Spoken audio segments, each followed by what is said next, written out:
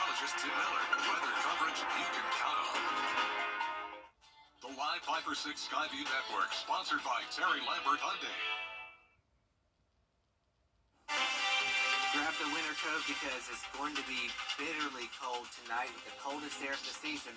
I'll let you know just how low those temps will go. Coming up in your 5 for 6 forecast. Right now on News Channel 6 at 4, multiple domestic violence incidents across the CSRA, 2 of them deadly.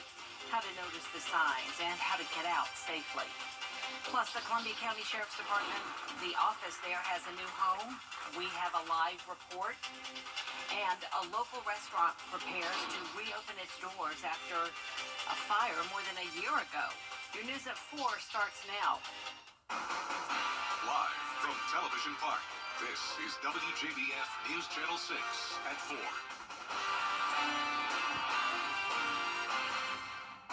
Good afternoon, everyone. I'm Jenny Montgomery. Thank you so much for joining us. Brad is off today. Coverage you can count on begins in Columbia County, where a man is behind bars for allegedly hitting his wife in the head with a baseball bat. It happened today at a home on Andover Way in Evans. According to the sheriff's office, Paul Ashmore called 911. During the call, he admits to trying to kill his wife. The victim ran to a neighbor's house for help. She was taken to the hospital for treatment. Multiple domestic violence incidents are rocking the CSRA, 2 of them deadly. News Channel 6's Renata Dubose tells us about the murder-suicides and an attempted killing. Jenny, after learning about the deaths of 4 people due to murder-suicides over the past couple of days and the wife who got away, experts say there are some warning signs when it comes to domestic violence. More than 2,000 people sought refuge at safe homes of Augusta last year, and more could have gone to Cumbie Center or decided not to report at all. Nationally, 1 in 4 women and 1 in 7 men will experience domestic violence. And in the CSRA, we have seen 3 separate cases since Sunday. Amy Hall says warning signs are not always seen as a bruise, but include isolation, timid behavior, and emotional abuse, like name calling. She says there's a way to safely get out. When a victim decides to leave the abuser, that's the most dangerous time. Just say you're in the home, try to be where you can always get out, out of the door, in the bedroom. If there's a way to videotape what's going on, so then there's evidence. To have your bag sitting on go, maybe, leave that bag with a family or friend, hide it in your trunk. Important documents and a stash of money with that bag if you can, so that you can smoothly transition. And turn the location tracking off of all of your devices. For loved ones, she says to listen, don't judge. Jenny? All right, Renetta, thank you so much for that. An Aiken teenager is now facing multiple charges of murder. 17-year-old Antonio Jones is accused of shooting 3 teenagers at a home on Wadley Drive back in 2022. Jones was 15 years old at the time and is now being charged as an adult. 2 other suspects are also charged in this case. Time now for a first check of the forecast with meteorologist Miller Hyatt. 5 for 6 forecast, Jenny. All right, Miller, thank you. A $10,000 reward is being offered to help find a missing Augusta man. 31-year-old Damon Parrish hasn't been seen in over a week. His family hopes the donated funds will convince someone to come forward. His mother deserves answers. His son deserves answers. His father deserves answers. He has a huge support system, and we will not stop. We will not stop until Damon is home. If you know where Damon Parrish may be, call the Richmond County Sheriff's Office. The Columbia County Sheriff's Office is getting a new headquarters. A ribbon was cut earlier today to celebrate the nearly $6 million project being completed. Hannah Latier joins us now live from Appling to give us more details. Hannah? Jenny, this building behind me has been in the works for 14 years. It allows all of the Sheriff's Office departments to be consolidated under one roof. New technology in the building is helping the office run more efficiently, reducing the need for added manpower. Sheriff Clay Whittle tells us it's helping them solve crimes faster and makes it easier for different departments and county agencies to work together. He also wants you to know that even though the county is growing, these resources can help bring down the crime rate. so that if something's happening on the street, we can monitor it instantly and get an overall picture of what's going on. Your situational awareness is one of the key things in how to solve any type of a crisis that you have out there. Some departments are still being moved into the building. Live in Appling, Hannah Latier, WJBF News Channel 6. All right, Hannah, thanks for that live report. Tomorrow, South Carolina's Lieutenant Governor will be in Bamberg. Lieutenant Governor Pamela Evett is planning to tour Phoenix Specialty Manufacturing Company. They produce washers and small metal stamped parts for a variety of companies, including aviation. That visit is tomorrow at 2 p.m. Governor Brian Kemp has proposed $1.4 billion in funding for Georgia educators. He also wants the money used to increase reimbursement rates for early care and learning, fund literacy initiatives for coaches, and screeners for K-3 students, a $2,500 pay raise for teachers, and to invest $185 million for a school security grant program. I think protecting public education is incredibly important. There's a voucher bill that is under consideration that will unfortunately take away money away from public schools and send it to private schools. I'm hoping that we can slow that down and not stop it. The governor is also proposing $205 million to cover school transportation. If you want to cast your ballot in the February 13th special election in Columbia, a big announcement for the city of Aiken. Duke's Barbecue will hold its grand reopening nearly 2 years after the restaurant burned to the ground. The fire happened on June 11, 2022, causing more than $300,000 in damage.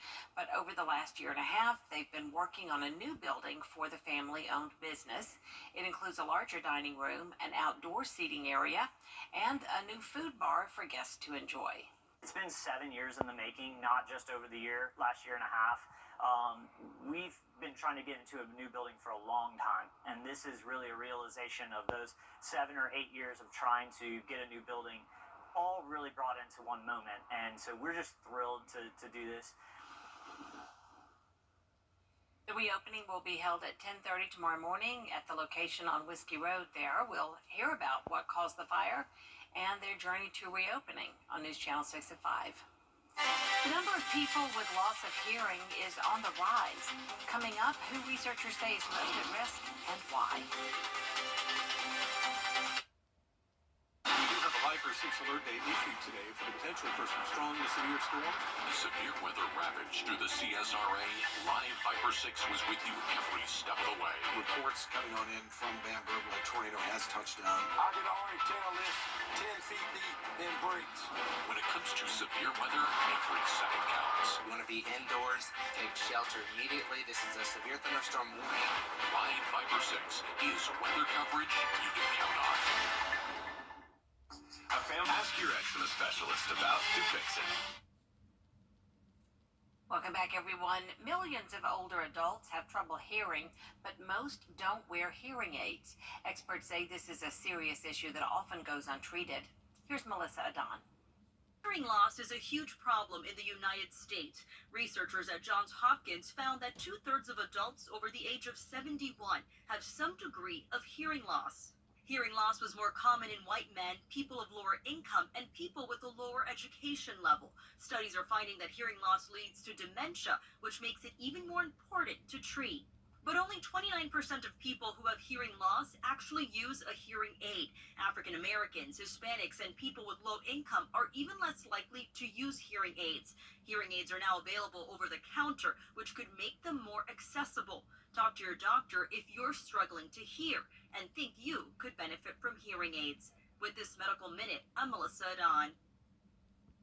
Researchers admit there is still much to learn about hearing loss and hearing aids.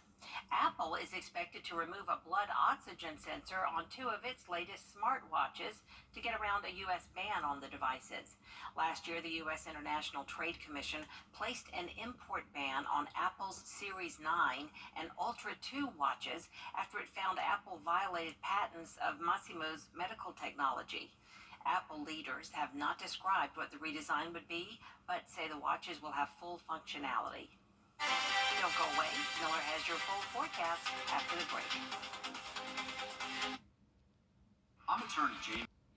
Now, your most most accurate forecast with WJBF Live Viper 6. Well, it's a beautiful afternoon, and we're taking a live look at the Augusta Marriott on our Terry Lambert Hyundai Skyview cam. Plenty of sunshine. We had a lot of clouds earlier on in the day, even some showers pushing on through, but right now, no shower activity at all. It's just a beautiful end to the day, but it will be much colder. So we're already down to 46 degrees right now with the west-northwest wind. That is very brisk, so that's ushering very colder air and much drier as well. The dew point is down to 31, so bone dry, and that's because we have high pressure that is starting to scoot on in. Here's that cold front that brought us some showers earlier today, but that's well off the coast now, not impacting us going forward, which is good news. We're just going to have to watch this cold Canadian high pressure pushing on in. That's going to bring us some dangerous cold actually as we head towards tonight. And check out the cold temperatures across the majority of the U.S. down to 35 right now in New Orleans. So it's colder in New Orleans than here in Augusta at 46. If you want to escape the cold, of course, go down to Miami. I'm sure they're baking in the sun right now, 82 degrees. And looking over towards the west, 26 degrees in Dallas, 8 above zero in Minneapolis. It's 2 degrees in Chicago. So thankfully we're not that cold. So just keep that in mind. We're not as cold as those areas to the north, but we're still going to be well below our average. Highs tomorrow only in the low to mid 40s. So we'll definitely be looking like this shivering emoji here. So bundle up, that's for sure. But at least we're not going to be seeing single digits such as those up towards the upper plains, upper Midwest. So looking at our next 3 days, we're going to be seeing a moderation in temperatures here, which is good news, up to 53 on your Thursday.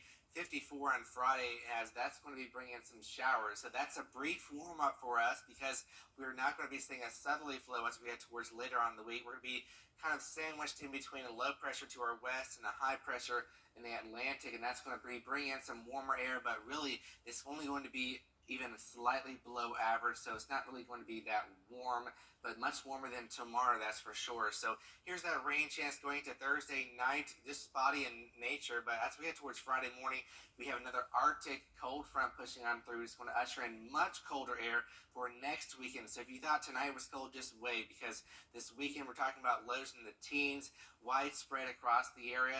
Up towards the north, we're looking at temperatures below zero in parts of Tennessee. So this is a major cold snap. You want to have precautions taking place, have the pipes covered, as well as anything outdoors you want to have winterized, because we're going to be seeing some very dangerous cold, because we're going to be seeing temperatures at daytime high of 40 degrees, but at nighttime we're talking about lows near 14 degrees Sunday morning, 19 degrees Monday morning. So rain chance is very slim, 20% chance on Friday, and then drying out for next weekend. So for tonight, it will be cold, hard freeze, temperatures near 20. Tomorrow, much cooler, temperatures in the low to mid 40s. And as we look at your 10-day forecast, notice we do have a Viper 6 alert day for Sunday for that dangerous cold, lows in the low to mid teens. And going towards next week, you have moderation up to near 70. No snow for us, but there is snow from Washington, D.C. to New York and Boston and across the Midwest as far as south as Texas. Brutal and life-threatening cold, Jenny. And after seeing record snowfall throughout Tennessee, driving has been treacherous. Chris O'Brien explains that progress has been made, but also there's still a long way to go. As far as driving in Tennessee goes, there's good news and bad news. First, the good from TDOT crews around the state. They saw a lot of progress on the interstates, and so they continued to hit the interstate, and we're able to get them clear sooner than what we expected. In fact, with the interstates more or less clear throughout the state, save for a few hiccups, the attention now turns elsewhere. Today, we're going to continue to treat those interstates, but we will focus on those entrance and exit ramps. Now, that's not to say TDOT is advising people to hit the road. They absolutely are not, especially not outside of the interstates. That's the bad news. Those secondary routes we can't get to those until the primary routes are taken care of. And beyond that, the attention also turns to the cold, which will continue to be stark and extreme. Now we're much more concerned with the incoming extremely cold temperatures and the impact that will have on critical infrastructure in the state. The biggest of those concerns center around freezing pipes and high power needs. We don't see temperatures in this area get this cold very often, and certainly not get above freezing for this many hours. So we're looking at 4, 5, 6 days really where we're barely going to get above freezing. And looking ahead, Tennessee isn't clear of all this wintry weather either. Meteorologists are keeping an eye on another system Thursday, prompting TDOT to keep cycling their best advice. Stay home if you can, and if you can't, we're asking people to give our trucks and our crews the space they need to do their job. In Nashville, Chris O'Brien. We'll continue to bring you all the latest weather reports here on WJBF News Channel 6. For the most up-to-date information, follow us on social media or download our Viper 6 weather app. Coming up, most dogs are considered photographic and photogenic, but this one is so cute. She's called the selfie dog. That story next. Teeth are amazing.